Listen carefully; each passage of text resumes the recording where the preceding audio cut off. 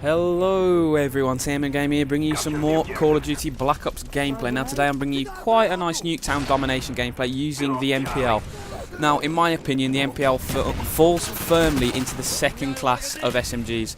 Now in my opinion the SMGs are divided into three classes. At the top you have the MP5K and the AK-74U, the weapons that you can reliably use game in, game out, and that can go toe to toe with the assault rifles. Now whichever one you think is better falls down to personal preference, but in my opinion, those two SMGs are the only two ones you can reliably use against the assault rifles and not come off second best most of the time. Now, just below this class, you have what I consider to be the second class of SMG, which has weapons like the MPL and the Spectre.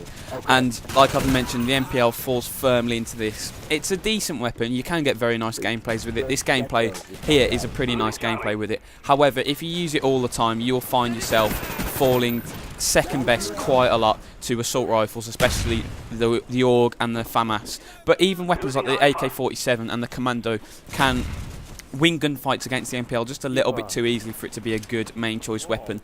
However, if you are looking to freshen up your weapon usage and you perhaps haven't given the MPL a bit of a try, it is worth a try. It's a pretty decent weapon. You know, you can get some very nice gameplays with it, and with rapid fire it becomes one of the better SMGs right up close, and it's comfortably better than weapons like the Kipperis and the single Scorpion.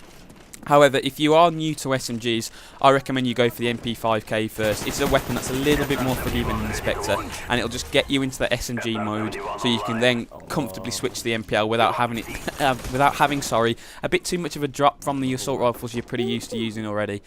Anyway, that's all I want to say on the MPL. Today's commentary is going to be about what I'm going to do this week. You know, I have promised you guys another Modern Warfare 3 multiplayer analysis footage, video, and I am going to probably do that next week, early next week sometime. There are a few interesting gameplays I've spotted over the last few weeks with quick scoping and SMGs, a variety of weapons, so that'll be quite interesting to see that Modern Warfare 3 gameplay.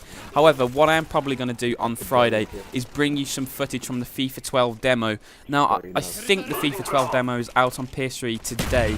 If it is, I'm going to download that pretty rapidly and I'll get some FIFA 12 gameplay for you probably on Friday, and I'm going to tell you what I think. I have seen a little bit of footage from it, and I have to say it does look very, very clean. You know, the tactical defending apparently is going to be a little bit tricky to pick up, but I think the increased depth will make it, a lot better than the defending was in FIFA 11, because sometimes it was just a little bit easy to ridiculously tackle someone. With a good defender, someone would be storming down the line and you just held the jockey button and the guy would run into the defender and the defender would just completely destroy him for some reason. So hopefully it just evens out the attacking and defensive bit a little bit. And it gives people, I think anyway, a much more large opportunity to really refine the way they defend, and it will really benefit the people who are prepared to put in that little bit of extra effort and really get the defending down to a T. So I'm really looking forward to playing that.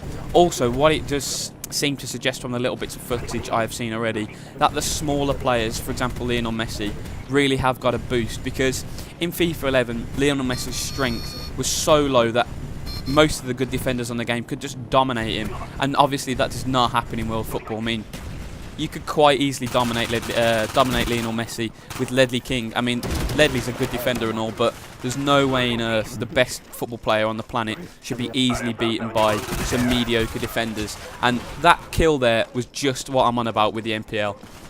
Even with rapid fire and some pretty good accuracy. I think I hit the guy with 3 or 4 bullets there. He had an assault rifle, I think, and he managed to drop me just that little bit faster. So you've got to be prepared to die a few times with the MPL. But once you get used to its strengths and weaknesses, it does turn into a pretty good weapon for you. Anyway, just enough on that, a little aside there. Go back to FIFA 12. Like I was saying, the smaller players really seem to have gotten a bit of boost. I've seen some footage with Lionel Messi. I've seen some footage with Sergio Aguero, and they really seem to be able to keep defenders away from them a lot easier than they did in FIFA 11. So that is really, really encouraging, because far too often players like Lionel Messi would just be beasted off the ball, and that just doesn't happen in real life. I know Messi isn't quite as strong as, say, a John Terry, but what Messi has to balance that out is his incredible dribbling, his incredible feet and his speed. And hopefully they've really balanced that out in the defending, so quicker players with good dribbling and good control can dribble their way around a stronger central defender, which is exactly what happens in real life. it's not just about how strong you are, it's how good you are, because there are some very, very small players like David Silva is another fantastic example, who in FIFA 11 were a little bit underpowered. You know, they were quick, fantastic on the ball, fantastic set pieces and all that, but just because they were a little bit weaker than some of their other counterparts, they could get knocked off the ball a little bit too easily. So I'm really, really hoping FIFA 12 addresses that, but I really have no major complaints from FIFA 11 if they just give it a graphical polish, upgrade all the teams, improve Ultimate Team a bit as well, because I'm a huge Ultimate Team player. You know, it's my favourite thing to play on any FIFA game is Ultimate Team, because it's so in-depth and so fun to build a team from scratch up to this gold world beater in 11. So I'm really hoping they buff the Ultimate Team back again. But apart from that, I'm really, really not too fussed what they do with FIFA 12, because FIFA 11 was such a good game. It was very, very nearly perfect. If they just did a graphical update, polish one or two things like I've mentioned, like the ability for the smaller, slightly weaker players to get around the stronger players if they have good skill.